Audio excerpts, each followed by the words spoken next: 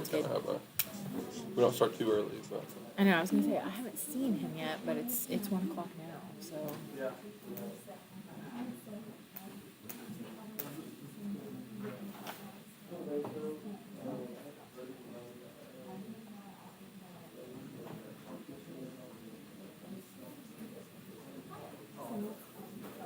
and it's 1 now. I don't see him now. all right, let's go. So delay. Okay. How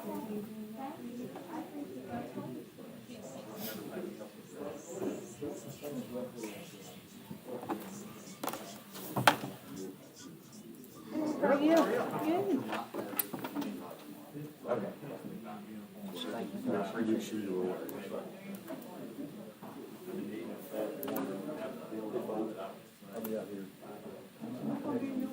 Good. All right, we're good. I'm gonna go sound. Okay. Maybe Yes, we can. good on that one.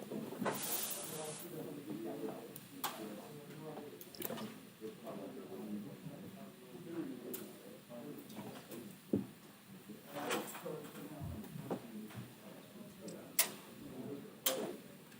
Something's not right. Can you click here? I'm picking up sound from the room on here, but this Okay. is muted. Are you in Zoom? Let me go to YouTube. Maybe the So YouTube is. somebody else has a device in here. Like, are you muted? I was. There we go. How about now? That's your sound. I think. Go to your mic. No, it's not. That's It is that's me. Yeah. Is it at computer? No, because I'm muted too. Could it be? Is it doing the sound loop thing? Could it be I you? mean, it doesn't sound bad. It's It- just I it don't know doesn't. where it's coming from if everybody's muted. Clay, are you on? Are you? You on Zoom? Are you on Zoom? No. Maybe it's just somebody else is in a conference room or something. It could be just someone sounds, else's but it sound. sounds like a bunch of people in a room. Okay. So Should you ask everybody to mute me just to make sure?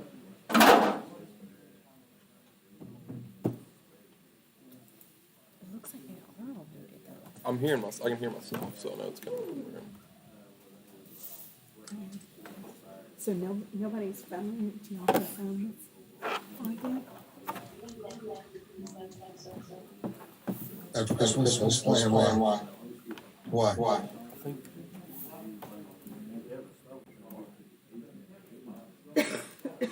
Okay. How about that?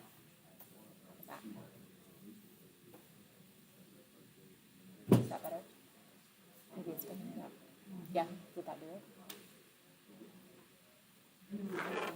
You still have sound? it's delayed. So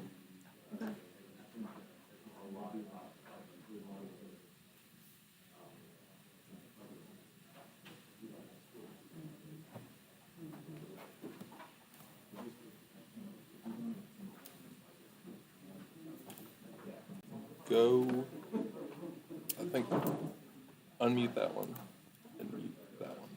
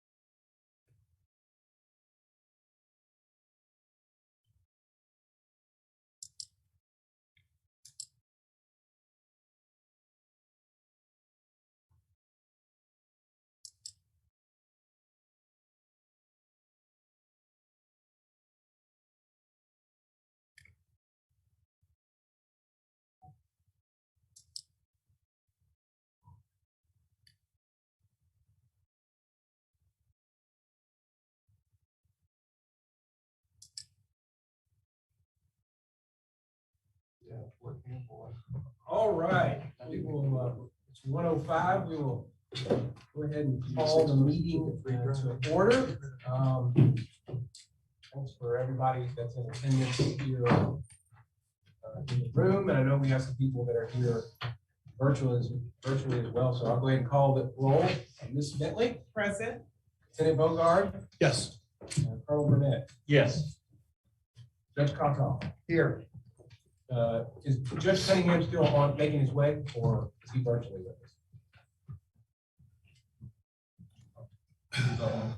Okay, I may mention that he perhaps might be coming later. Mayor Gregory? I'm here, sir. Right. Commissioner Gillett? Here, sir. Chairman Massey? I am present remotely. Right. I understand Mr. McGee is at the trial today, so perhaps not on. Chief Monroe? He's gonna be a little late. Okay, Chief Monroe as well, okay. Mr. Nicholson? Present remotely. Preston? Here. Mr. Ross? Here. Mr. Sanders? He's on. He's on. Gone. Give him a second to register his attendance. Yeah, I think he looks like he's having microphone troubles. Okay. All right. Judge Cunningham. Judge Cunningham. All right. Sheriff Scholler. Is he with us virtually or? He's not. Okay. Do we have? General, this is Rob Sanders. I'm here. I'm sorry, I had my microphone unplugged. There's a bearded man speaking to us online. I'm not sure, you know. All right, I got you, Rob. Sheriff Scholler, we're on. Detective Thomas. All right, Chairman Westerfield. Here. Dr. Wright. You'll be a little late too. Okay. So, did I miss anyone? Okay, with that, we will, I believe, as everybody knows, if you traveled here and need to be reimbursed for your mileage, feel free to talk to somebody on our team. As everyone knows, this is our last meeting, but I appreciate those that from the public that are in attendance or from the media that is here as well. We'll have an opportunity for comments at the end of the meeting. You can obviously sign up or register if you have any comments. If no one here has anything they'd like to say in terms of the public, you can always reach out to us at searchwarranttf@ky.gov. All right, at this moment, I believe everybody has in front of them the minutes from the November 22nd meeting. If there are not any changes to the minutes, I'll entertain a motion in a second to approve those meeting minutes. So moved. Second. All right, all those in favor? Aye. Any opposed? All right, the ayes have it. And I guess we'll, at this point, because we're not going to actually go into the subcommittee meetings, we'll go ahead and just jointly approve of those minutes as well from the November 22nd committee subcommittee meeting. So at this point, I guess I'll start with assuming there's no changes or anybody needs to make any comments. Otherwise, I'll go ahead and make a motion to second and approve the minutes from the Secure Hearing Committee. So moved. All right, any second? All right, Mr. Cunningham, all those in favor? Any nays? All right, Securing Committee meeting minutes are approved. Can I get a motion and a second to approve the minutes from the Reviewing Committee? Motion. All right, Mr. Ross, any second? Second. All right, Judge Kotoff. All right, motion and second. Can all those in favor? Anyone opposed? All right, the ayes have it. The Reviewing Committee meeting minutes are approved. Can I get a motion and a second to approve the minutes from the Serving Committee? So moved. All right, Senator Bogard, any second? Second. All right. All those in favor, say aye. Aye. Any opposed? All right, the ayes have it. The meeting minutes for the serving committee are approved as well. All right, Blake, is all that taken care of, squared away? All right, so we will move to the new business, which is it's the important matter of discussing the draft report and the related statement of this task force. Each member of this committee was given, I believe yesterday, a copy of the report. And there's obviously hard copies on the table here. All right, does anybody have any changes they'd like to make to those draft? Okay, Judge Cunningham. Recommendation number 1, subsection C, is a long list of fields that we would hope to have included in the database. It occurred to me after reading through it, that we need one that says approved or not. Because we do envision, one of the advantages of the system is if we have one that gets rejected, we'll actually know it going forward.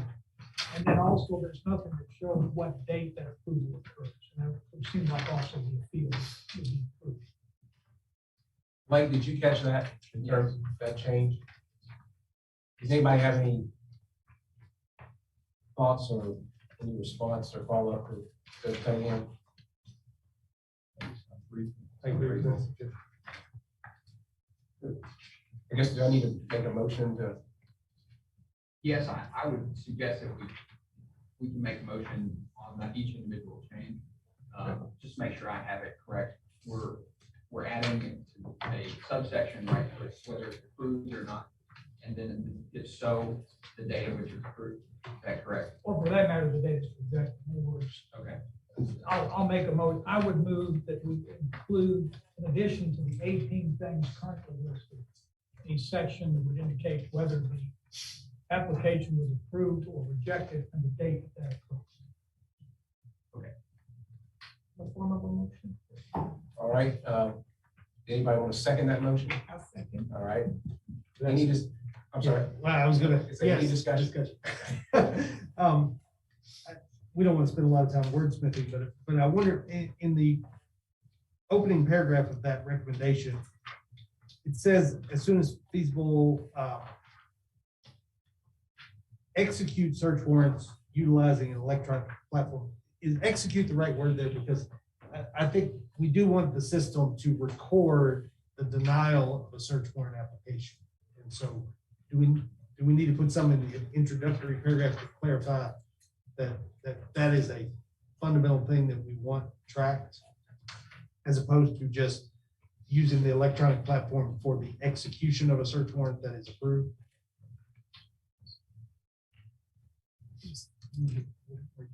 And it may not be that execution, may be better on the handling those warrants, maybe a better place to make that.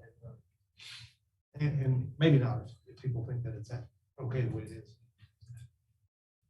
And you might mention saying that again, just But so I fully agree that needs to be one of the things captured. I wonder if in addition to adding it to that C paragraph, we just need to clarify that the system itself should capture that information, as opposed to having an electronic system that is used when a application is approved. Because I can see that if it's not captured up front, having law enforcement go back later on and say, oh yeah, I tried for this and that's never going to work as a data system. But if the application itself is done through the digital process, then that would be captured. So all Maybe. applications, is that what you're saying? All applications? Yeah. Will be retained in the system? Yeah, and what I'm saying may be immaterial. The system may be designed that way anyway. So is the suggestion to change execute to handle? No. Okay. So it says agencies with the authority to execute search warrants should utilize an electronic platform for handling those warrants. I'm skipping the AOC part. I'm just wondering, is it inherent that handling these warrants includes unsuccessful applications as opposed to just once one's approved, we use the system? I see what you're saying. It may be. But you don't think that's what you're asking for, not captured by the, I guess, the responsibility of AOC? It might be. It feels like it. That's why I wanted to include, was it a projector or not, because Maybe just put. I it think on. we all had envisioned that, but it wasn't Yeah. crystal, but I think with that and instead of what we're capturing necessarily, we're That's probably. doing that. And that's satisfactory. I think so. Okay, if there's no more discussion, I guess we'll move to vote. All those in favor of including the additional recommendation related to the denial or acceptance of a specific warrant being included in the subsection C. All those in favor of that, hey, Sheriff Miller, how are you, sir? All those in favor say aye. Aye. Any opposed? All right, the addition will be added. Motion passes. Any other thoughts related to recommendation one? Okay, seeing none, any other recommendations or any thoughts as it relates to those recommendations? I've got a suggestion or a issue with recommendation number 4. I don't know if anybody with 2 or 3, General, if you want to go in order, if that would help. Any issues with recommendation 2 or 3? And seeing none, we'll move to recommendation 4, Commissioner Jones. So training time for Kentucky's law enforcement is very valuable. State mandates 40 hours of in-service. And usually our 40-hour classes are kind of structured around particular topics. Taking that into account, along with that not every officer, in fact, a majority of officers are not involved with search warrants. That what I would suggest, rather than having or mandating or implying that all officers should receive updated or annual in-service or annual training regarding this, that maybe DOCJT would produce a video or otherwise some type of training material that we could post on our website for consumption in agencies that whenever they're able to, and they can manage that according to who needs to serve, who's going to be serving the search warrant. And that material that we posted, or we would post, would be able to cover all the elements and the suggested curriculum points there. And it would be available on our website at all times. We currently have a similar system for legal updates. Agencies wanted to be able to keep their officers up with legal updates. So we now have, I think at least twice a year, we update that, and it's available 24/7. And agencies can have their staff review that when their schedule allows. I think that would be a much easier way to accomplish that. If you want to still mandate that, then it would just fall on the agency thing to keep a record of who would be responsible for viewing that material and the record that they've done so.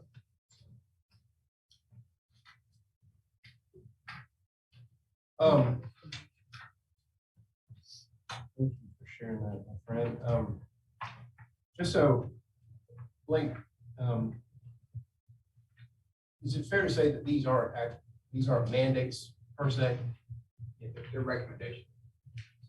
So, in response to Commissioner Gillick, how could we change this to reflect sort of, I guess,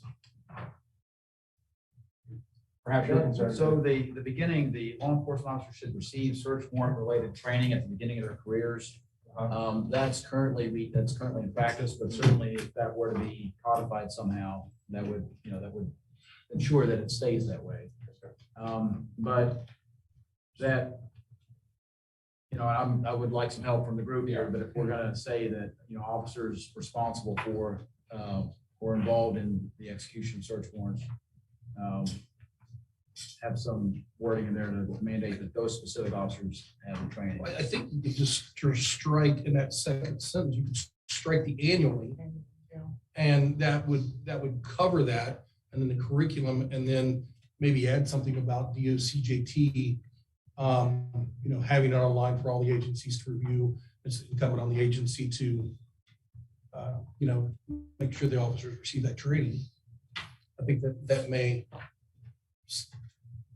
encompass everything. Yes. If you just strike that annually there. And I'll show my ignorance of your all's process. Sure. You mentioned 40 hours of what I presume is, you don't do anything else, go over here and spend a week. That is getting correct. trained. Correct. Yes. Do you also have the capacity for stuff to be placed online? We say at some point, we need you to take an hour and go read this stuff. Correct. And that's what I was hoping for, because in the past, one of the issues that we have when it comes to mandated training, depending on how that's mandated, that can start to impede on the time allotted for other things. Because again, most agencies can only afford to send their folks for one in-service a year to meet the mandated 40 hours, to where if you start to build on that too much, it just, I'll give you a quick example. Yesterday, I had to pull 2 officers off the street to complete mandated training because it has to be done by the end of this year. So I had 2 officers off the street for summer hours just to complete the mandated online training. So if we could have done that, over the course of the year and been logged on, that would have been, because you have to schedule that training online. So if we And could is do it that. trackable that they've completed the training? Yes, absolutely, it's trackable, yes. And that's something you want in this? well, the tracking would fall on the responsibility of the agency. There's a lot of responsibility the agency has for their own record keeping of their own officers that is the responsibility to fall on the agency to track. If I may add to echo what Commissioner Julek is pointing out, we just had a meeting about this training, and there's approximately between 50 and 60 hours a year that the state of Kentucky is requiring every law enforcement officer in the state to undergo per year. That's the 40 hours in service plus the driving training, domestic violence training, updates, and so on and so forth. So when there's only so many hours in a year, and through the years before I became sheriff, traveling around the state trying to get additional state police departments to take on more updated firearms and tactics training, I had chiefs telling me around the state, if you give me a $2,500 class, give it to me. Give me a free tuition. I can't afford to send anybody because I can't afford to take them off the street.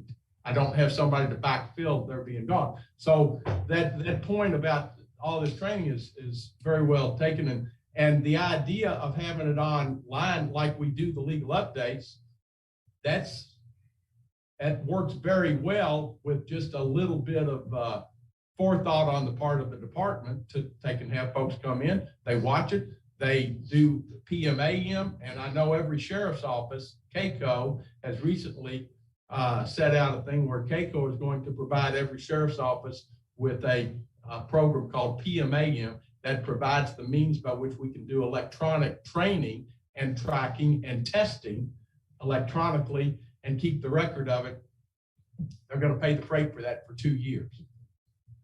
So my issue was that it's tracked and that it's fulfilled and not just, it's out there, if you want to use it, or go to the video or whatever. I think it's important that it's tracked and that it's fulfilled. And I understand the shortage of personnel and not being able to sit someone in a classroom. But if it's an hour, a year, or whatever, I don't know what it takes to do search warrant training, but it has to be tracked. And then it can't be, oh yeah, I'll look at it next week, and they never look at it. So, And I think it's gonna be on the agency, right? Yeah, and part of the point too is that if you know, Sheriff, you've got deputies that are not in a position to be serving search warrants, that way they're not taking training for an issue that you can use that time you would otherwise have to train them for something else they are going to do, but it would be available for the agency to identify who's going to be responsible for serving search warrants and make sure that they have that. And likewise, if you look at the hundreds of the thousands of police officers in the state of Kentucky, there's a pretty significantly small minority that over a course of a career are ever going to execute a search warrant. But I think you got to define what serving a search warrant means, because there might be a few that actually do it and lead it. But I know in my county, the whole shift goes out there a lot of times. So I think if you're going to say that, if they're going to be out there on the scene, things can happen. They need to be trained. And yes, and to that point, the bullet points in the curriculum here were revolving mostly around the securing of a search warrant, articulating the probable cause, the time limitations for the probable cause, and the safety concerns. Those are all things that we would be able to address in the training that I'm imagining. I think What we're if we all on the change- same page. We just need to define who we're going to have do that. And there are things prosecutors got to do. A year or every 2 years would probably be good enough, but it's okay if it's online. Is that what you're saying? Yes, and I would leave it to the agency to determine who's going to be involved, whether Yes. it be in the execution or the writing or whatnot, that would be on the agency to identify those folks. What if we change 2 words? What if on that sentence we make it read, and thereafter should receive appropriate updated training regularly? Change annually to regularly and stick in appropriate, because there might be a year where you want to put it in the 40-hour curriculum. Something big comes out of the U.S. Supreme Court, what have you. But most of the time you might want to do it online, and some officers should have more than others. So if we say appropriate, that at least gets the ball rolling with the concept. And we take out the fact that it doesn't happen annually and say regularly, and you all can figure out how often it seems to work out. Because frankly, it'd be hard to find new stuff every year, I hope. Well, on search. what I'm hoping, and it would be incumbent on us to keep it updated, because just like with the legal updates, as new precedent is established or new issues are resolved in the courts that officers need to know, we keep our legal updates constantly updated. And we would keep that material updated. And just for consumption purposes, we'll probably redo it every now and again just to keep it interesting for folks to watch. But this as a production point. But at the end of the day, we would keep that 24/7 all year round. That would be available for consumption by every agency, every officer, and each agency then would manage and track who sees that. Even if there was no changes over a period of time, even a refresher of the old stuff is good, because sometimes the people that come back from the academy have the most information in their heads. Yeah. And again, we would keep that information out there 24/7, that if someone wants to watch it weekly, they'd be able to, or once a year or My vision, you do roll call training segments at a time, things of that each year. So I like Judge Cunningham's recommendation with the appropriate and regularly inserted in there myself. Where would you insert appropriate after Receive appropriate updated training regularly. Let me, at the risk of being a, cold fish, let me point out. Here's what, if we put the word appropriate in there, Judge Cunningham and all the judges across the state of Kentucky are gonna have to find what appropriate is over and over and over, because whether it's gonna be at a suppression hearing or whether it's gonna be at a litigation hearing, appropriate's an awfully big word. And it's got all kinds of definitions, and it's gonna, as a former county attorney, I don't want to have to relitigate that all the time. And I think that's what that's kind of going to do is because whereas we get a legal update every year, and that should be where the Sixth Circuit, the Court of Appeals, the Kentucky Supreme Court, or the U.S. Supreme Court has taken a look at what the new law is on search warrants. We have that, and that's updated training. But as to whether the training that my guys get is appropriate, or what the state police are getting is appropriate, or what the Lebanon Junction police are getting is appropriate, that's subject to somebody having to decide that. Well, we would Could I certainly be able could I to. ask a question? Oh, excuse me. Yes, sir, Dr. Wright. Yes, good afternoon, colleagues. I apologize for being late. I had to run an errand, so I'm just coming in about 5 minutes ago. Could you please share with me where we are in the agenda? I apologize for, again, for coming in late. Yes, sir, we are in considering some changes to recommendation 4 right now. Okay. We perhaps, and I don't know where you came in, but prior to this conversation, we were discussing and adding a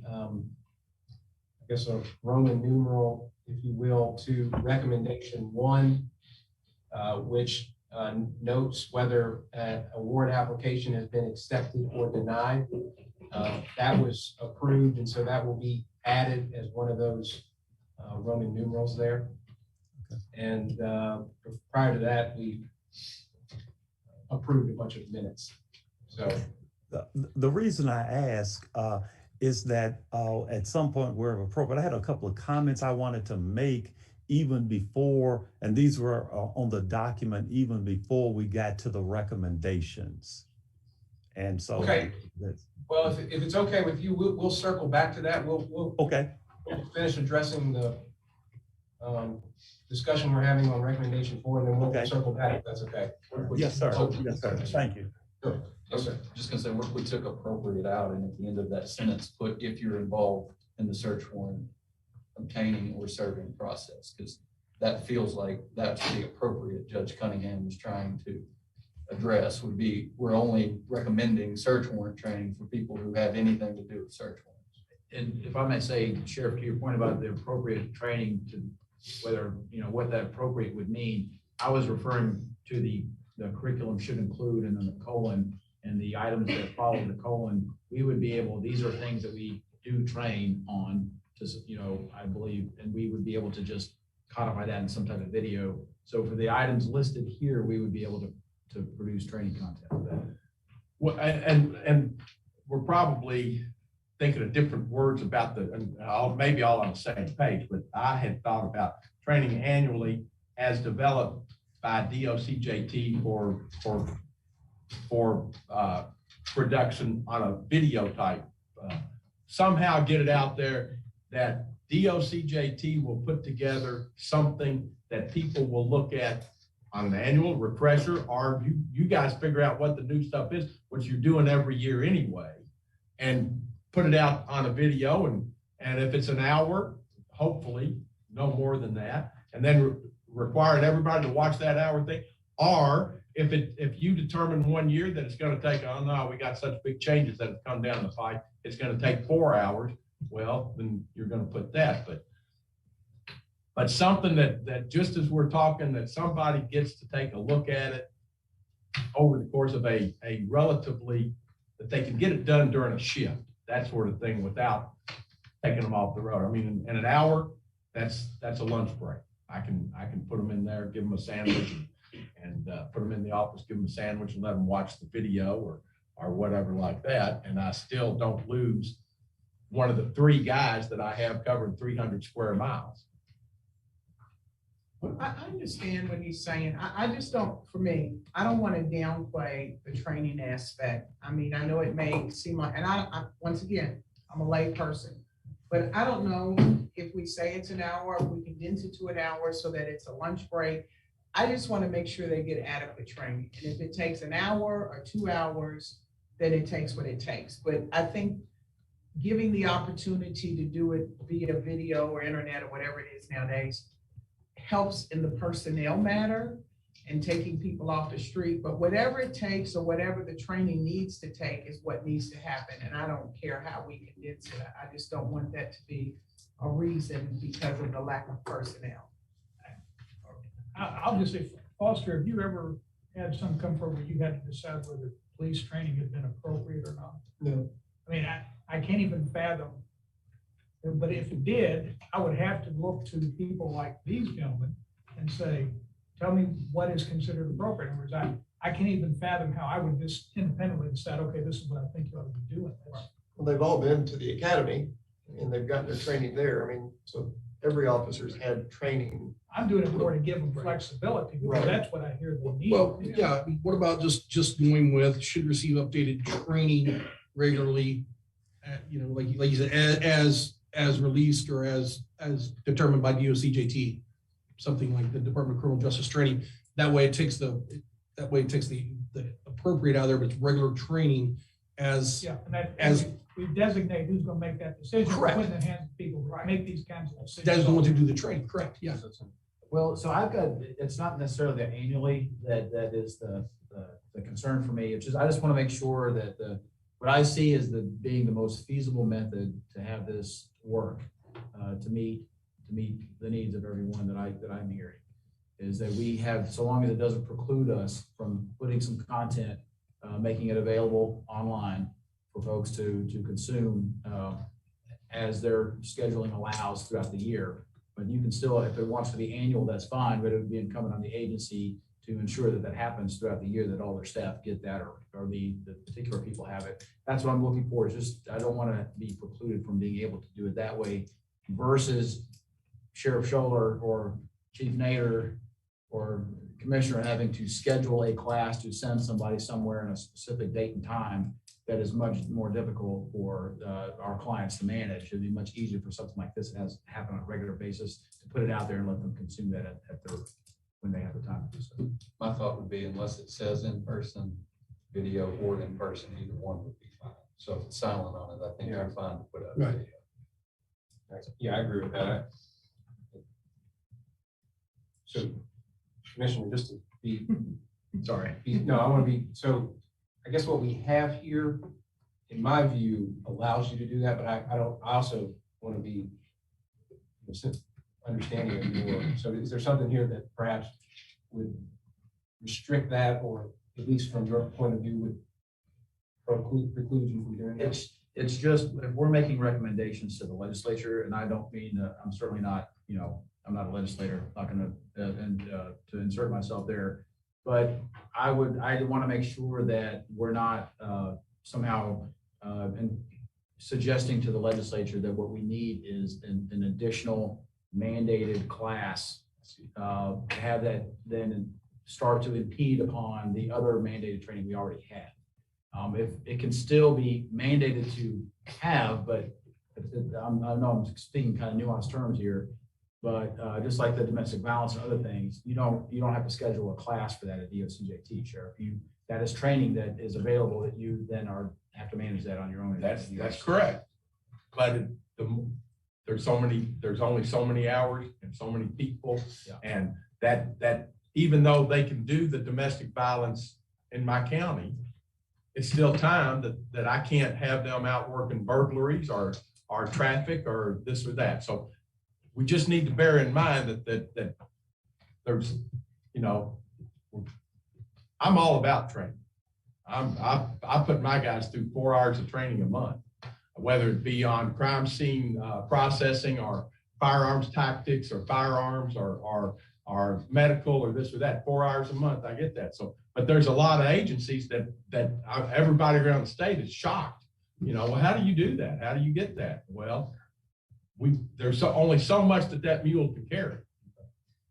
General, I believe, the specific wording, it doesn't necessarily preclude or otherwise, but I just wanted to make it clear that that's the method that if we're going to adopt this recommendation, that as you envision it, you see this being a training that would be provided digitally, I guess. it would be provided, it would be posted and provided to where an agency then could manage that.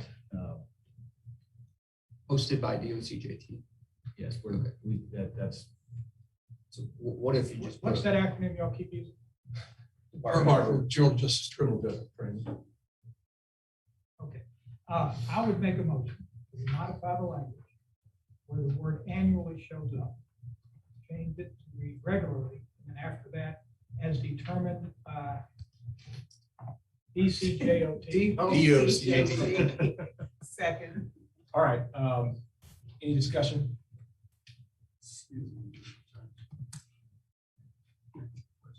For a public comment, we'll take it at the end of the meeting, if that's okay. Yeah, that's fine. All right.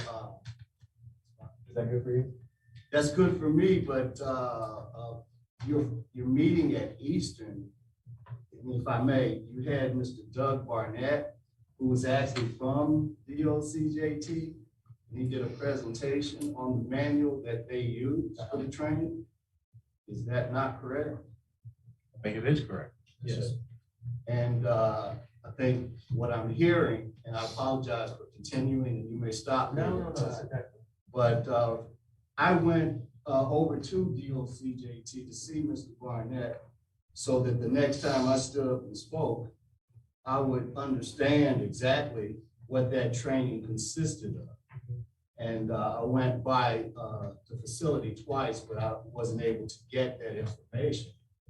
And as I've heard a couple speak about 40 hours of training. Of in-service, yes. Of in-service, I think, which certifies an officer. If an officer doesn't meet that deadline by the end of this year, would that officer not be able to perform his duties? To be a certified police officer, you have to have 40 hours of in-service. So yes, if you don't have that or something on file asking for an extension, the appropriate extension, then that's correct. So essentially, that training on the warrants is presently being taught at the facility.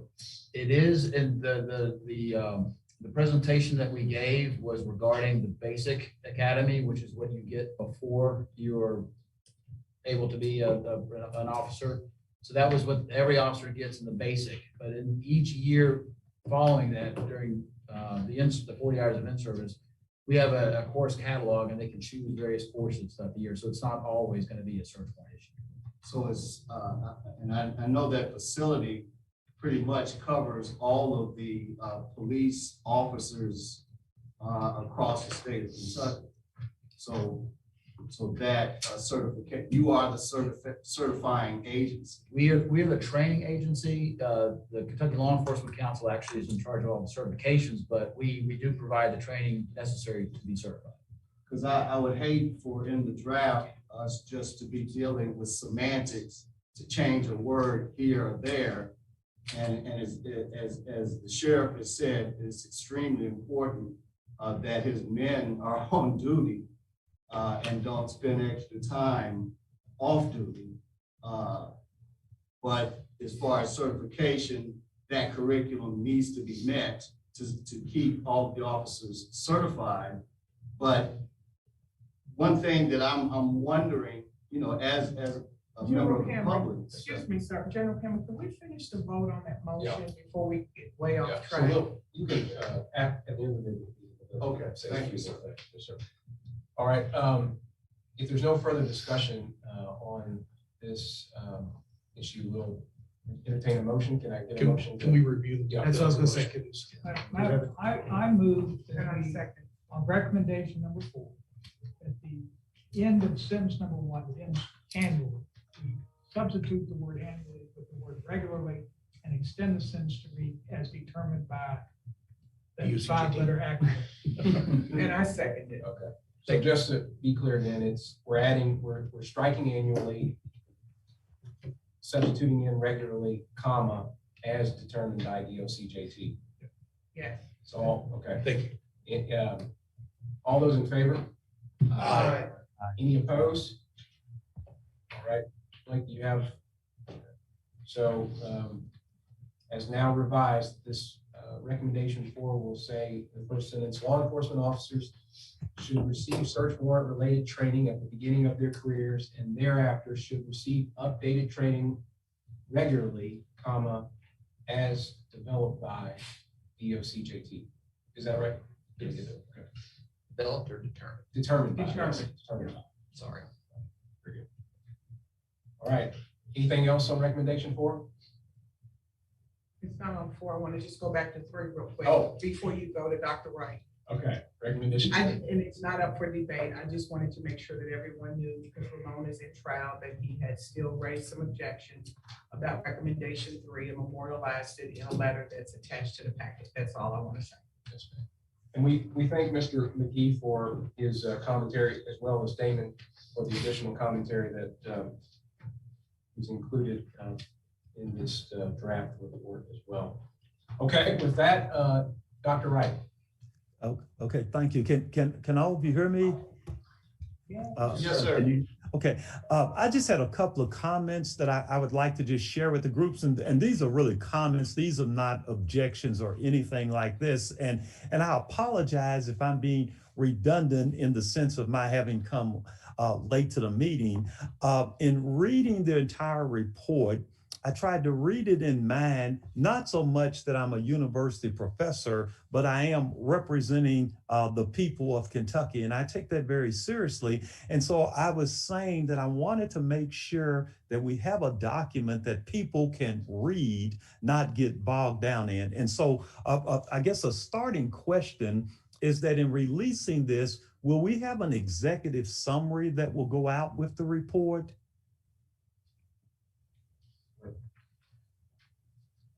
I think the answer to that is yes, there's a prepared statement that is here that we can email out to make sure that everybody has an electronic copy of as well, that we anticipate doing that. But, you know, I mean, a shortened version, like let's say that really that has the recommendations. A lot of the document has information on the meetings and things like that, all very important to document the work that we did. But I think if you really wanted to see what we are saying, it's those recommendations in that sense. So I just ask you to think about that. But I was one of the people who said that I thought it was very important that the Attorney General or someone representing his office have a cover letter or statement. And the letter that I read, I'm going to assume is fine by my definition, that the letter that is addressed, that is attached right at the beginning of the document. So just for the record, since I was one of the people who said that I wanted to see something like that, I'm comfortable or I'm okay with that document. That's comment number one. A second comment is that next we have the history of warrants, writs of assistance by Professor Luke Milligan of the University of Louisville. Again, I'm a history professor and I appreciate that, but I actually found myself getting bogged down in reading those 2 to 3 pages. And it is relatively short, but it seemed longer than that.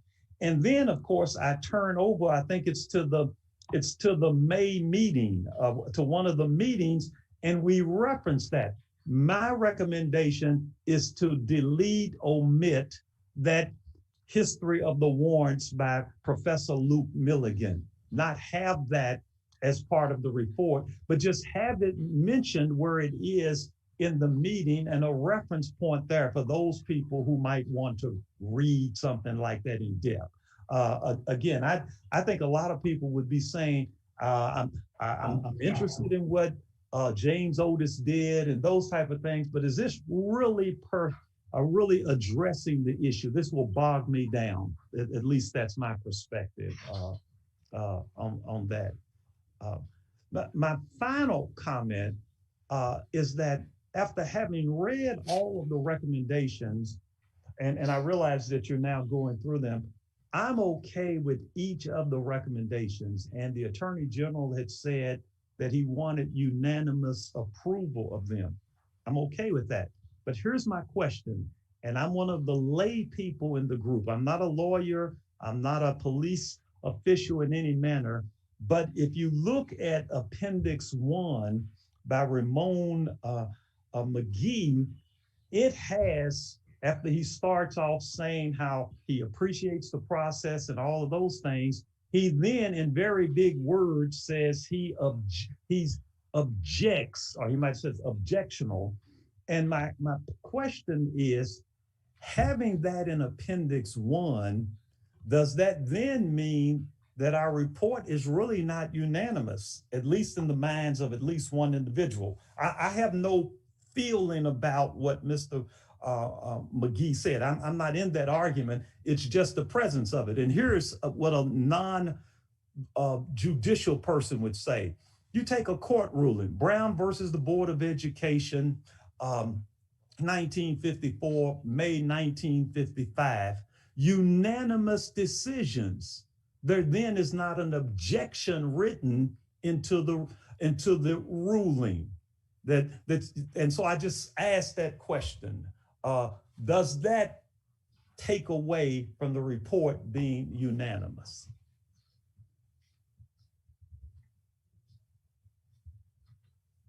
Let me see if I can turn to your question about, I'll respond to that one, but let me, as it relates to Professor Milligan's dissertation on the Fourth Amendment and the history of warrants, would you be amenable to us just moving that to the appendix? Yes, I would be fine with that being in an appendix, because again, I think people want to get to the report. And I just think I was afraid of getting bugged. I had to read the whole report, just given my role here, but I could just see a lot of people just, that could be a deterrent. And I don't want anyone to be deterred in reading the report. But again, I respectfully say this is my opinion, and you know, if you all feel otherwise, I'm good with that. But I wanted to share that as a perspective with you. No, I'm unless there is. I'd actually second that motion, but I'll confess I went to UK law school, so I may be biased. Share his perspective. Well, we will, Dr. Wright, convert your thoughts on the history section to a motion, and one in which it's been seconded by Judge Cunningham. Any discussion on moving the history portion of this draft to the appendix? If no discussion, I will move to a vote. All those in favor? Aye. Any opposed? All right, with that, the history portion of this report will be moved to the appendix. As it relates to your comment about Mr. McGee's appendix or his commentary, I'm okay with keeping this in.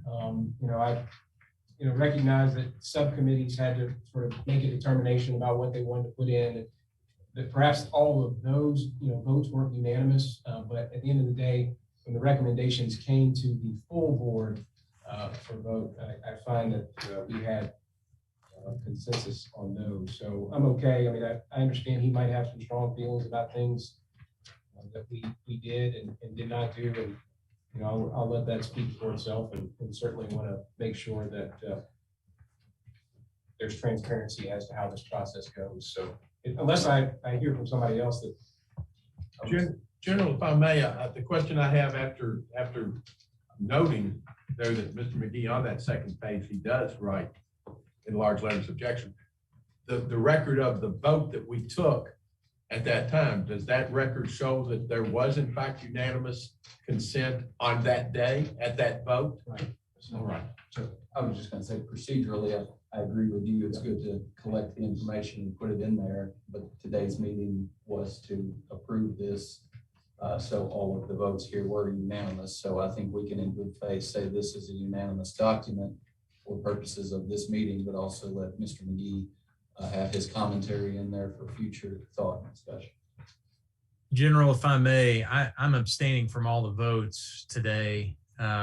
Since a lot of these are going to end up coming before the legislature, I don't want that to reflect poorly on the group. I'm not voting no, but I'm not voting yes either. I want the group to independently decide, make the policy positions, and your office make the policy positions it's doing.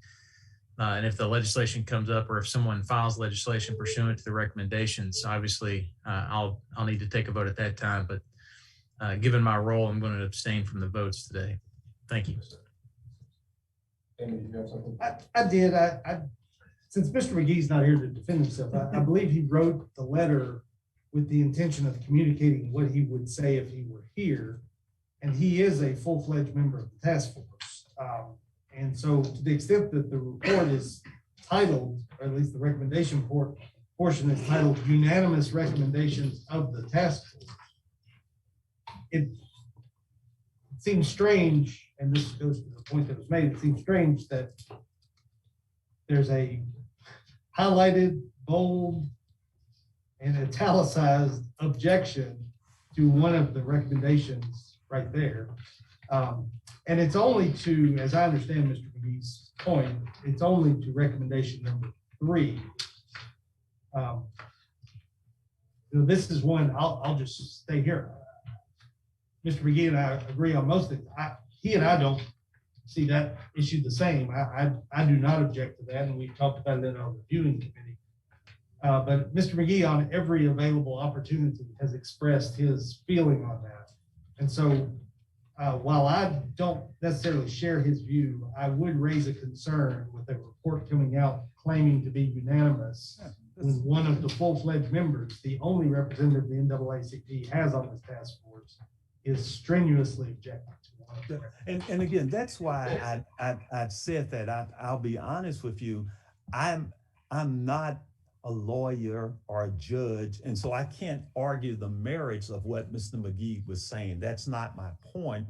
But I do think that if we've been a part of a deliberative body where everybody's had an opportunity to say whatever they chose to say and to say it as strongly as they say it, then being unanimous means that there are certain things we have to put aside in that sense. And that's all I'm saying.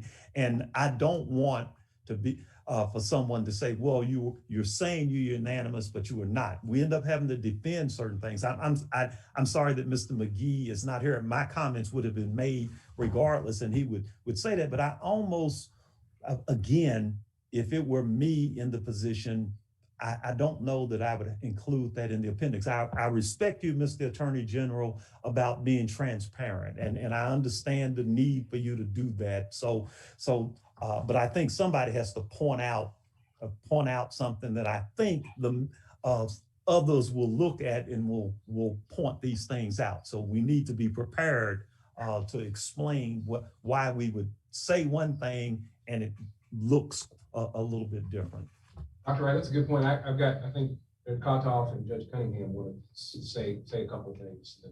Well, I'm just looking at this, and Mr. McGee and myself personally, we've had this discussion twice. He feels like he feels on that one recommendation, and I've done my best. I know Judge Cunningham and others have done their best to explain why this is not as bad as he thinks it is, and he doesn't agree with us. And reasonable minds can differ on things. We are in unanimity on 7 out of 8 recommendations, and we have one naysayer on the other recommendation. I don't think it's terrible for this task force to come out and say on 88% of the 8 recommendations we have, we're unanimous. We have one person with a different opinion on this one thing, and he has voiced his opinion in a letter that's in the appendix.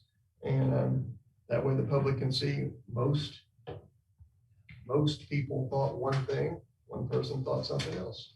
So it's almost like a hung jury, but we're making recommendations. Right. So one person shouldn't hold up that recommendation going forward in this instance, but I don't have any problem with his thoughts being public at all.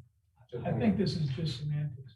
I think if we substitute the word consensus for unanimous or unanimity, it's almost the same, but a consensus is a general agreement. And I feel confident enough to speak on behalf of Ramon that he is in general agreement with these recommendations.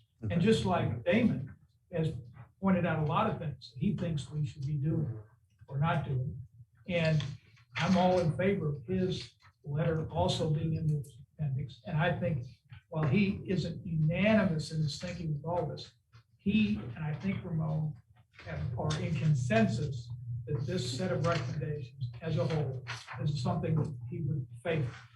But I would simply make a motion where we use the word in any of this unanimous or unanimity if the professor would feel comfortable, and you're more intellectual than that, which ain't saying a lot.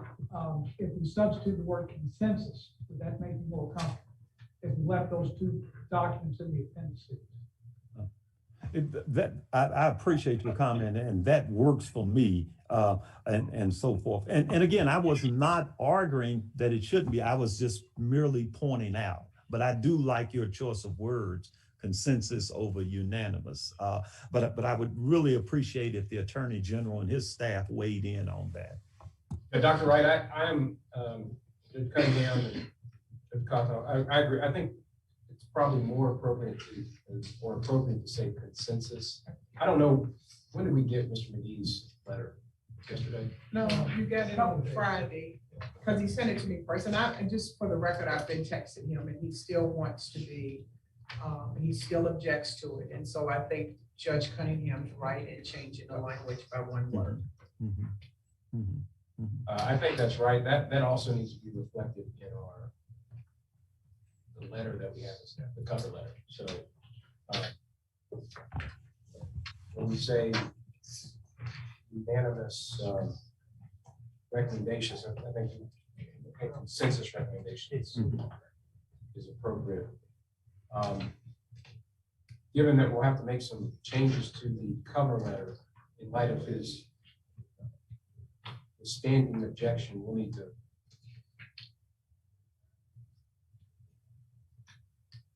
I think we'll need to, Blake, if you don't mind, we'll need to sort of figure out a way to change that cover letter. Yeah. I'm not sure consensusly is a word. Yeah. I was trying to, as we're sitting here, think through how we can say that. But I'm confident I'll make that work. Okay, so I guess. As long as we have the approval to write something. Yeah. Along those lines. Can we make a motion to, where appropriate within the draft, to reflect that this is a consensus document instead of or these are consensus recommendations instead of unanimous recommendations. Can I get a motion to entertain that? So moved. A second? All right. Nikolai, second. Any discussion on that? All right, we'll move to a vote. All those in favor of the pending motion, say aye. Aye. Aye. Opposed? Ayes have it. Look, can you work on, and then we can get an update. Sorry to put you on the spot right here. But, okay, so that was, we jump back to recommendation 3 to note Mr. McGee's standing objection. And therefore, we are now going to reflect in this report that these are consensus recommendations. We'll also change the cover letter to note that as well. All right, so that was anything on recommendation 5, 6, 7, or 8.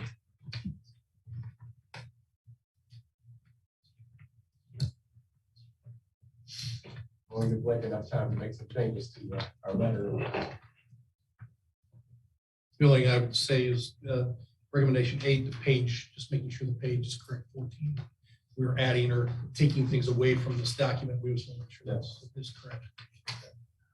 I do have a comment related to recommendation number 6.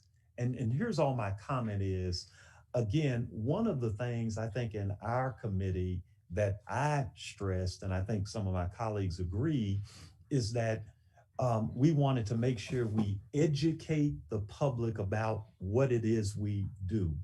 And when I read the recommendation, I said, I agree with this, but I suggest providing some commentary about the time that is most appropriate for service. In other words, one of the comments that I've heard repeatedly is that, and I don't want to use inappropriate language, but you know, when you raid at midnight or something like that, people have a certain connotation. And so it was argued that perhaps it's better in many instances for it to be done at other times. And I didn't know if a brief word there on why it is better to do it at noon rather than at midnight. Again, just that word there. It's not at all any problem with the recommendation. Just an explanation on the importance of why we are making it. Okay. This was part of I guess that conversation we had at the last meeting about whether we should put a time frame in there. I'm good with the And it wasn't unanimous, so. Yeah, so we had, I think, Dr. Wright, we pared it back just so that we could, so we could maybe get to a consensus, unanimity to get to where you all were comfortable with that didn't make changes. So. And again, if that was done for consensus, then I'm okay with that. I just wanted to express my perspective. No, thank you for raising that. Okay, recommendation 7 or 8? Just speaking to his concern too, I'll note, in our recommendations, one of the things we will be able to track going forward and have real data on is the date and time of service. So if we start to feel like things have gotten out of whack, to use a technical phrase, we will have some data to back that up and to see and think about it going forward. Judge Wright did, or Judge Wright, got a different job there. Dr. Wright, did that from Judge Cunningham, did you hear that from him about the? I apologize. I was actually doing something with my screen. Could you repeat that, Judge? I apologize. I just said it in the recommendation number 1, the long list of things we're going to try to track and have data for going forward. Number 16 is the date, time, and location of service of the warrant. So we will know going forward, the phrase I used was that things are getting out of whack, things are being done at simply no time. We'll be able to actually go back and look and see how's it being done around the state. And if we feel like we need to tighten that up, we can do that down the road. Okay, no, I'm good with that, sir. Okay, perfect. Any comments on, recommendation 7 or 8? On 7, Yes, sir. I object to the language prior to the service. The rest of I'm fine with whenever the service of a search warrant may impact a minor, child protective services should be notified of that search warrant. But I object to it being prior to the service of the warrant. I agree. Make a motion to. I would make a motion that the word prior to the service be deleted from that sentence. I'll second. Okay, any discussion? What does it say in the toolkit? Because I've seen they had a comment about that. And I'm not sure where that is. And I would say we ought to at least try to be consistent with saying, talking about that in 2 different places. It didn't occur to me to go back to the parent. It says the site assessment includes whether children will be present. Sorry, Damon. All I see in the toolkit is that the site assessment includes whether children or other vulnerable individuals are going to be there. That's something about social workers. We talked about it, and I understand his concern, and you let people know you're coming, social workers or whatever. And I guess you have a motion out there. Did you make it in the form of a motion? I did make it. And it's been seconded? Yeah. Yes. And then I'd like to come back and make another motion, so. Okay. Yes, sir. So here's what, and my recollection of what we discussed and what we regularly do. I may not know that there is a child there as we're going to execute the search warrant. However, we can always, in most situations, when it's a residential search warrant, there's a fair likelihood we have a lot of children in the Commonwealth. So there may be a child there. Right. And when there is a child there, unless it seems, just overwhelmingly safe for the child or unimpactful for the child, we do contact Child Protective Services.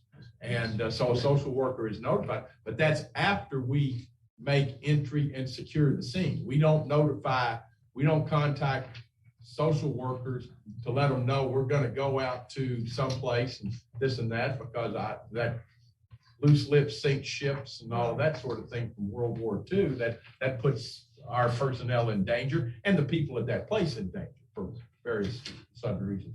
So that's why I object to the prior to the service of it.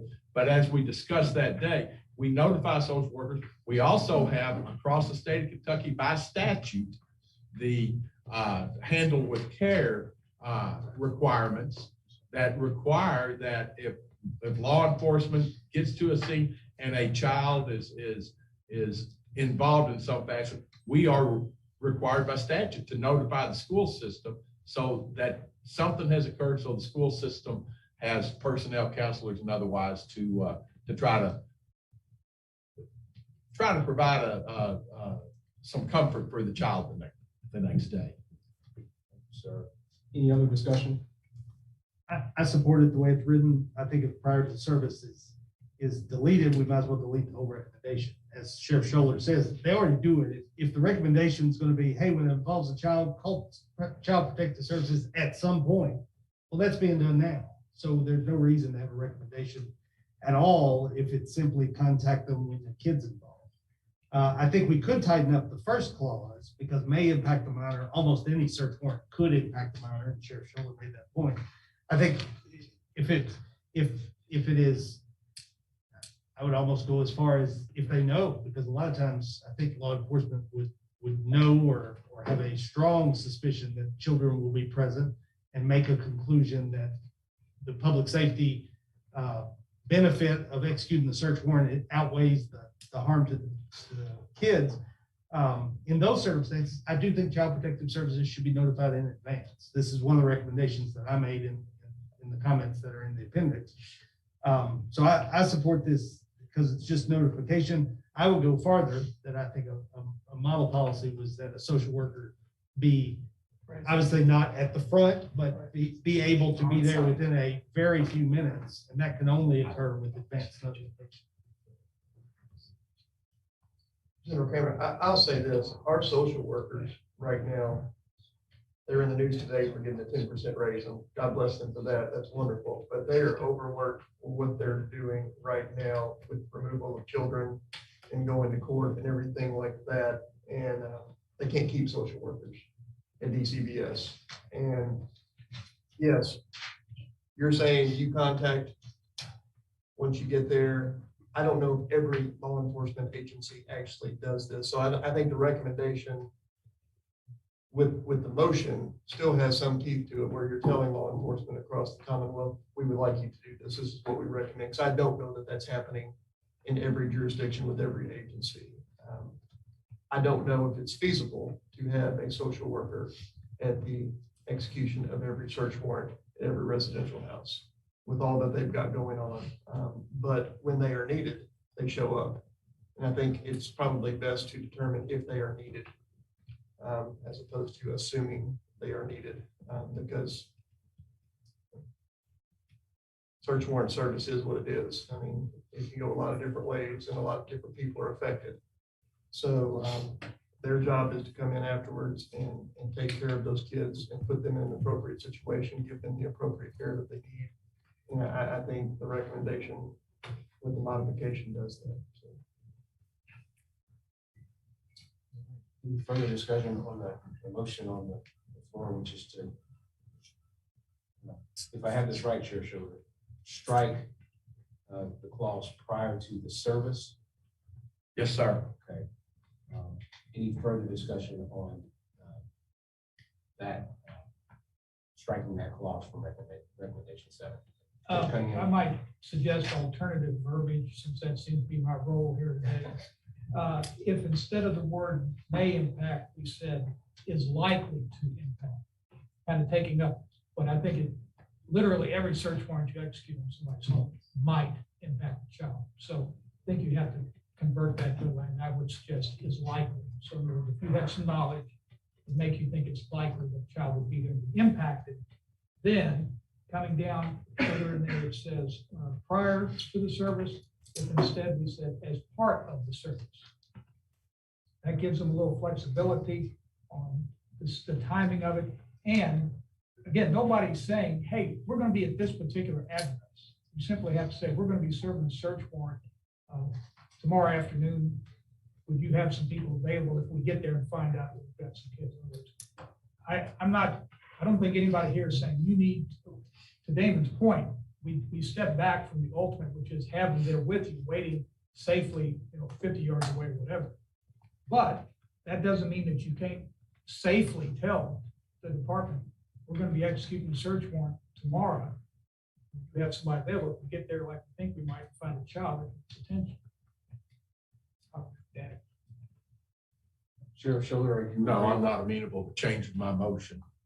And particularly the reason why with regard to that, I've worked in Jefferson County in the juvenile system over my 38 years of practice of law. I've worked in Jefferson County as a county attorney, and I've worked in Bullitt County, and I've been special prosecutor at various places around the state.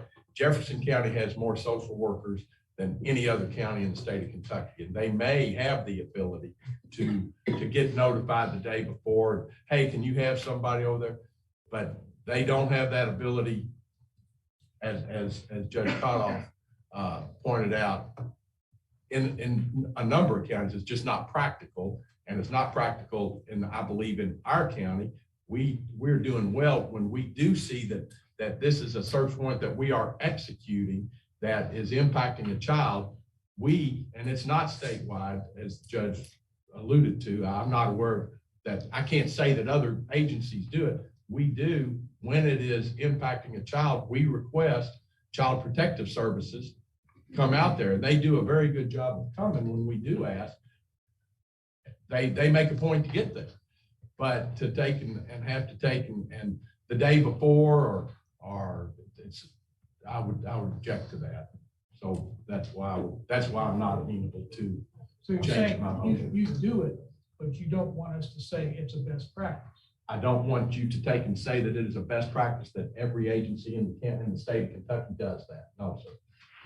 My motion stands. And let me just clarify, so Judge Cunningham. And I don't do what you suggested either, Judge. I don't notify them the day before.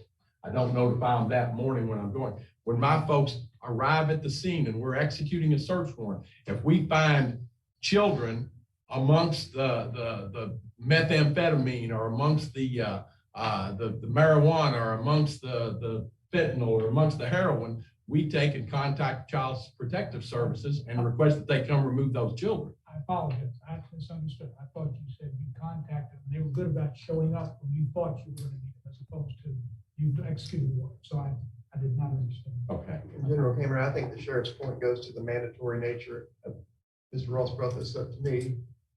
They have a duty to report when they find a child who is dependent, neglected, or abused based on the situation. So they do have a duty to report that at that point in time. They will call a cabinet, and the cabinet does when they do their job. So there is a mechanism in place. It's just not at the beginning of the process. The beginning of the process is the law enforcement agency going in there, serving the warrant, seeing what they see, and then reporting what they have found with regards to the children. At that point, all of those mechanisms that we have in place with DCBS kick in, and those children are taken care of. I don't know if there's any way to protect a child on the front end from this, absent calling ahead and saying, hey, get all your kids out of your home, we're coming. And that opens up a whole can of worms. So, and I think the point of what maybe the recommendation would be to make it go a little beyond that would be if there are kids there, because that was at least what I'm understood Ms. Blinkley's point to be, is whether there is the duty to report. You might go in the house and there might not be anything, but it could be traumatic. So if they could at least provide services, pamphlets on where to get counseling services, that might be of value. But so that might be another consensus unanimity that we call social workers when children are present, but maybe not before, because it is a step up. General, I have another recommendation for language on sheriffs, but I don't know if we adopt that and didn't take other things. So I'm gonna throw it out here. Okay. If this motion's adopted, then I think the first clause has to be changed, because it's not made, if the notification's afterwards, we don't need to think that it may impact the minor. So if it's going to be afterwards or not prior, I would recommend the language. When the service of a search warrant involves the presence of children, Child Protective Services should be notified of that search warrant as soon as practical. So it puts a little time pressure on it, but it takes out the may. That if children are present, we're contacting Child Services. General, can you all hear me now? And if they come and say we're not needed, then they leave. I'm sorry, I'm trying to make sure my microphone's working. I just wanted to point out that having this clause in there will potentially make a lot more families involved with the family court system than needs to be. This, in my opinion, is a solution in search of a problem that law enforcement's already doing this. If they get somewhere and children have been impacted, whether it be by the criminal activity that's afoot or by the search warrant that's executed, they notify the social workers. But by making this mandatory, anytime that a child is impacted. And I don't know exactly what impacted is defined to mean or what we intend it to mean, but we're kind of assuming that every warrant is executed by a SWAT team kicking in the door and throwing flashbangs and creating a very dramatic circumstance, when the vast majority of search warrants in Kentucky are knock on the door, introduce yourself, tell the people why you're there, they let you in, and it's very peaceful, routine, polite circumstances. It's not something that is going to scar children for life. And by involving social workers automatically, just by virtue of the fact that someone had a search warrant for a premises, means you're, in addition to unduly burdening the social workers in the state, you're creating a situation that's likely to create a lot more family court cases. And aside from the family courts also being overburdened, it's, in my opinion, potentially dragging a lot of families into family court that don't need to be there, just because we've created a mandatory call to social workers even when it's not needed. That's all. Thank you. Well, all of this started from your guest that you had here that talked about the experience that she had. That's what started my thinking. The guest, the young lady that I can't remember her name. Yeah, and so, she raised a red flag that did concern me as a mother and a grandmother. What do kids experience when there's a search warrant? I know everything is not like we see it on TV where the doors are kicked in and all of that, but I do think that, I don't know the wording and I don't want to go against what law enforcement says. I agree, you don't give anyone a heads up that you're coming, whether it's a social worker or not. But figuring out a way to make sure those children, because I don't care if it's knocking in doors or knocking on doors, children are going to be affected and traumatized by that process. And my concern is the children. And I know every time we talk about solutions, we talk about the lack of personnel and the budget constraints and all these types of things, but somewhere I've got to say, you all may not say it, but I've got to look out for the kid. And I think for the children, I think it's important, whether it's on the tail end or while it's happening or 20 minutes later, somewhere that those kids are connected to a resource, because it's got to be traumatic for them. So I don't know how we get there. I would say even the most cordial search warrant probably would, I'll say as a side note story, I had a police officer call me on my cell phone in the middle of the night, not get me, so he rang on my doorbell at 6 a.m. and it was quite jarring to me, even though it was quite cordial. So I can see Rob's point, because getting social workers in opens up a whole lot of other things, but I do think some way, to Ms. Bentley's point, to at least let these families know if social service isn't called, that there is services available in the area. Could your officers give that information as a part of it, or just local agencies potentially? And I know we keep talking about schools and the program, the statewide program with whatever, connecting the kids with counselors. But a lot of times, and I'm saying this from Jefferson County, these children aren't in school. That's part of the problem. So how do we connect? So there is a process in the reporting. If there are children present, things like that, we also have what's called a JC3 that we actually fill out, and that's a notification to social services that these children were impacted during that. So that is something that we're already doing, that JC3s are required for these things. So we're completing those. The JC3 has a notification that is you're required to give. Correct. But that notification is more towards abuse when it comes to domestic violence. So there could be but there's abuse, neglect. Yes. There could be some added points, but there are some additional resources that would. Right. Yeah. And what does JC3 stand for? Honestly, I don't know. I apologize. I don't know. It could be such that the JC3. Be sure to report so you don't get sued. Right, and that's what I'm saying. The JC3 is already in place. Yes, we're doing mandatory notifications, right? Beyond just what it's already doing, to where the service of it would at least be a potential call for contact. I think that's what Ms. Bentley is talking about. Yeah.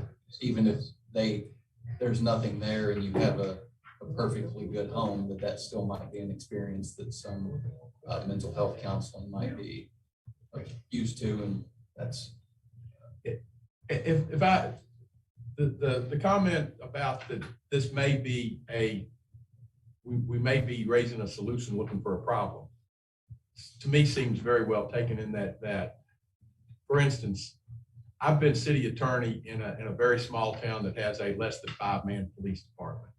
The mayor of that town knows most of the people in that town. Most of the people in that town know him. And if there is something that the police have done that is impacting this family inappropriately, the mayor's going to hear about it. He's head of the police department. He's hired a chief that's running the police department. In my county, I work real hard at knowing as many people in my county as I can. And I have the responsibility for all of their safety. The drug dealer's safety, the drug user's safety, the people that make a mistake, don't make a mistake, good, bad, all the children. And so I agree that we want to be careful not to take and come up with a solution and then go find a problem to fix it with. This language that says that may impact a minor, and if it does, we're going to contact Child Protective Services. And I likewise, I mean, I've been out times when I've knocked on people's door looking for someone, didn't have any search warrant. We were looking for a criminal that was running around in the neighborhood. As a child, I had the police come and knock on my door up in the night. I mean, I want people to feel okay, and most of them do feel okay about having the police around their house because we're next door neighbors. We're mothers, fathers, sons, brothers, and sisters. And so I don't know. I can remember, again, a Kentucky State Trooper knocking on our door at 1 o'clock in the morning to tell us to get the car keys out of the car because some criminal had run in the woods next to our house. I wasn't traumatized by that. So Sheriff, you're blessed to be in a small community. And I think I said from day one, some of the things that we're discussing or trying to make recommendations do not work for cities in the first class. I mean, it just doesn't. I guarantee you, Chief Shields, Greg Fisher, Tom Wine, Michael Connell, they don't know everybody like you. They're not going to knock on my door and tell me my keys are in my car. And so I want to figure out how, if we're doing this for the Commonwealth, how we take those small towns and those small communities and then look at Jefferson County and Fayette County and whatever, McCracken County, and make it work. That's all. And when I say make it work, I don't want to discount anything that happens in small communities. Wished I lived in a small community. But I still think whether we're in Jefferson County or Bullitt County, I'm concerned about the kids in the aftermath. And especially in this day and time where we just see so much happening that requires police involvement. And Ms. Bentley, I agree with you wholeheartedly that what works for Jefferson County won't work for Edmonson County, or what works for Louisville doesn't work for Lebanon Junction and so forth. And so, but when we're doing a draft of a document that is for all 120 counties and all the cities, we have to be careful that we don't take because of what we've seen on television or what is going on in Jefferson County, that we tag this small community with something else. I agree, which is why I said from day one, it may be recommendations for cities of the first class, second class. I don't know, but I think we're all on the same page. It's just how we get there that we can work together and make sure it helps Jefferson and the small counties or Fayette County. And I don't know. But whether we're in Jefferson County or in Timbuktu, I'm concerned about the kids and the aftermath of police involvement. And I don't know how we fix that. And I agree with you. We don't need to give prior notification to anyone, social workers, the mailman or anybody. But I think we do need to have something that is available to those children, whether it's a person, pamphlet, program, or something that they can have if they need help after that experience. The language that we had without the prior to the service, I thought did that because we talked about a pamphlet at any rate that we would leave, notifying them that they can to notify them. There again, the government that governs best governs least, not the government that governs least governs best. I'm a believer in that. And so if those people, or if we think those kids need social worker help, we notify the social worker. If the family thinks, we've given them a document, left a document that says, if you think your kids need some help here, do that. We also have the Handle with Care program that I don't know what Jefferson County does. at this time, I haven't worked there in some time, but we follow that handle with care protocol. And like I said, kids are in school, so if they're, I understand, there's a lot of moving parts. I don't know how we get there. So, General, I Where have. are we? What did Judge Common? Your motion is. My motion is to strike the language prior to the service, leave the rest of it alone. So it would read, if my motion is adopted, whenever the service of a search warrant may impact a minor child, protective services should be notified of that search warrant. Okay, fine. That's more consistent with what I thought the consensus was in the last. Yes, that's what I thought also. It's been seconded. Call the question. Okay. Thank you. Thank you. Question has been called. All those in favor? Aye. Any opposed? All right, so the recommendation 7 now reads, whenever the service of a search warrant may impact a minor, Child Protective Services should be notified of that search warrant. Yes, sir. All right, recommendation 8. So, General, just to clarify, Oh, you want to now take it off. Is that right? no, I'm not gonna make that motion. Okay. But I would ask, Yes, sir. that I do want to register an objection with that, so it was not unanimously adopted. Oh, okay, all right. All right, so Consensus. Consensus. all right. That'll be recorded for for posterity. Okay, anything else on recommendation 8? The only thing I would add, like I said, is just page, just making sure pages are. We'll make sure that the page number is consistent. Blake? I just throw out for you, General, we used should in every other recommendation. I would suggest that it's probably an error on my fault in transcribing. It should be should adopt in that first line. The task force can, if it wants to leave it as it is, I just point that out. It's probably an error on my part. Oh, in recommendation. Should adopt, yeah. Yes. Should after Commonwealth? Yes. Yeah. I would move that we make that amendment. I'll second it. All right. All those in favor? Aye. Any opposed? All right, the motion passes. After Commonwealth and before adopt in recommendation 8, the first line, there will be included or added should. Okay. Any other comments or thoughts as it relates to the draft?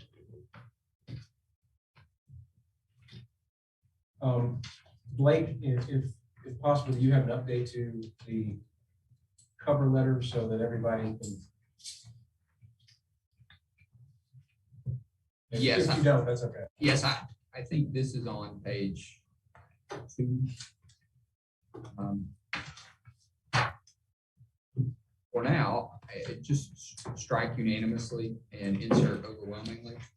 If we want to do something different, that as well, and I can think about how to phrase it, but that seemed to be the quick and easy way. All right, so just for everybody's on the same page, and this is in reference to our decision to essentially make sure that this document reflects that Mr. McGee had an objection to one of the recommendations regarding prosecutorial review.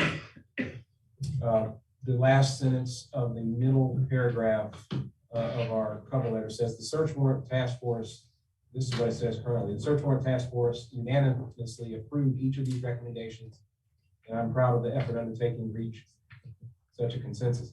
This now will read, the search warrant task force overwhelmingly approved each of these recommendations, and I'm proud of the effort undertaken to reach such a consensus. I think overwhelmingly suggests that it wasn't, I think just take the word out. Just take it out, Say, okay. Because you say consensus, the search warrant task force approved each of these recommendations, and I'm proud of the That sounds effort great. to reach such a consensus. That sounds good to me. Anybody have an objection to, Dr. Wright, does that sound good? I was gonna make the same point, Judge. I would agree with that, sir. Okay, so that sentence, in the middle paragraph, the last sentence will read, the search warrant task force approved each of these recommendations. I'm proud of the effort undertaken to reach such a consensus. Yeah. Yes. Is that okay with everybody? Okay. And we will make sure that unanimous is taken out. In the index. In the index, and I'm trying to, what page is? There's the title page of the recommendations starts with unanimous recommendations, and just strike unanimous there. We also need to make sure that they're page numbers. I don't believe unanimous appears anywhere else. Is that, like, is that fair to say? It is in the statement, press statement. Do we have that press statement? Yes. Do we have a copy for people to? It was. Okay. All right, so we'll strike unanimous from the press statement as well. And I think we can add, this is 1, 2, third paragraph from the top in that statement, instead of unanimously, say approved by consensus. Okay. Any other thoughts or questions or anything? I will, if there's not, I'll entertain an overall motion to approve this report, assuming everyone is on board with the Attorney General. Yes, sir. This is Ed Massey. I'm gonna share what my colleague Chairman Westerfield said. I don't want to assume anything, but I'm going to assume that you'll probably want to take this recommendation and craft it in the form of a resolution of some sort that would come in before the House chamber and the Senate chamber. And we are very cautious about stating our positions prior to having it heard in one of our committee meetings. So I want to say, first of all, that I applaud the work of this committee and the well-thought processes of each group in bringing this forward. But at the same time, if it's going to be something that you're asking our committees to craft in the form of a resolution, and I think that would not be a bad idea, then I think it would be premature for us to make a statement on anything that is going to come before our respective committees on the floor. Now, if we're not doing that, I have no issue with going ahead and voting favorably. But that being said, if it's going to be in the form of a resolution, which I think gives more merit to the work of what this body has done, then I think it would probably just in a protocol piece be better for us to abstain, just knowing that it's going to be coming in the form of a resolution before our committee. Thank you, sir. And that'll be reflected for the record. Okay, with that said, yes, Joe. Okay, so Joe has made a motion, and the motion is to approve this report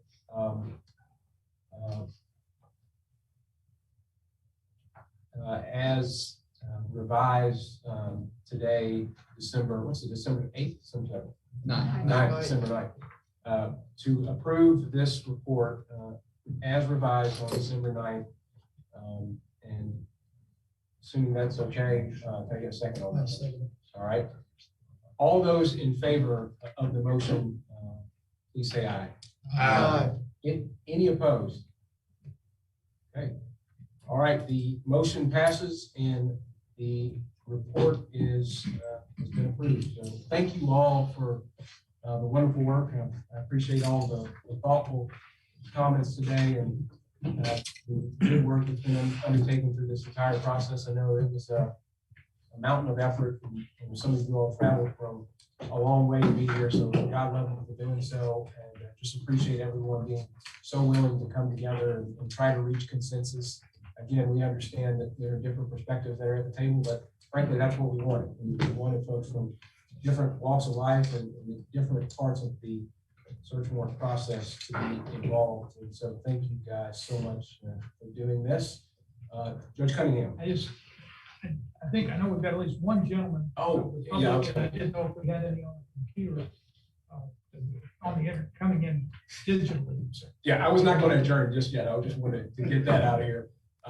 But yes, thank you guys, just again, so much for being willing to step into this responsibility and help bolster confidence in the process and to provide some ways in which. So with that said, I will turn it to public comments. I don't know if there are any folks online or that might have something to say. No. If not, we've got one gentleman that would like to, I think, provide some comments. Yes, sir. Thank you, sir. You're welcome. What time is this? Good afternoon. And first of all, I'd like to congratulate you on your hard work and coming to a consensus. And wanted to just wrap up what I was saying before. And before I even do that, I want to thank you for allowing me to speak, even though it may have been out of turn. What I was alluding to was the DOCJT is an agency that is training all the law enforcement officers in the state of Kentucky.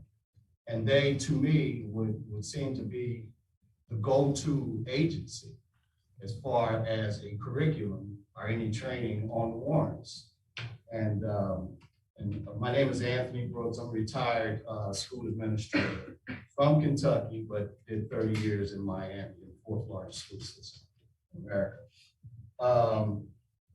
So what I was going to end up by saying was that one thing the professor said is that we need to educate the public on what it is you do. I would say we, but I'm just here as a member of the public.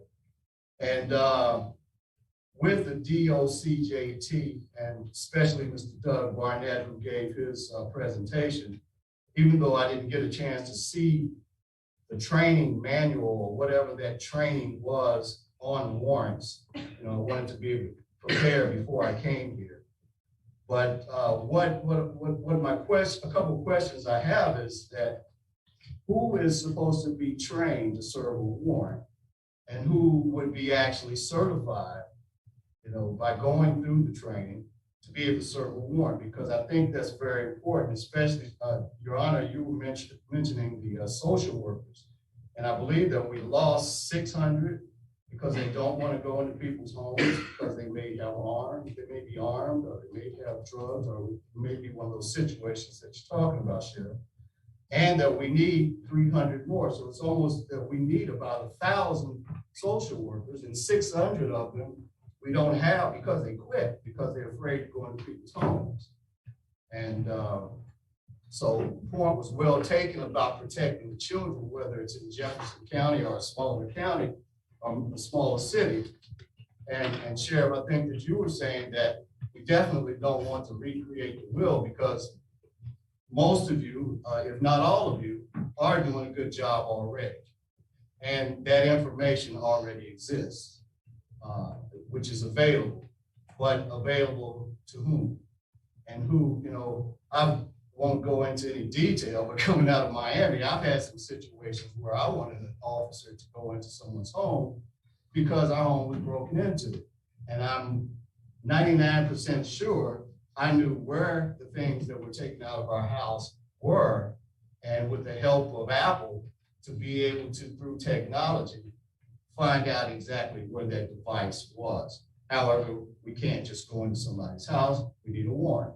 So, it would be nice if the officer who came to the scene, say, how do we get a warrant? Are you able to get a warrant? Are you able to serve a warrant? And, before, those are just material things. I lost computers, things like that I use for my business. I'm a retired assistant principal. I needed it back, but it's not something as critical as a life and death situation and something involving children. But what I was thinking as you were talking is, how many officers will not only be legally able to serve a warrant, but not only that, as also a retired English teacher, to make sure that they've been trained so that they do it properly. And once again, I thank you for your time.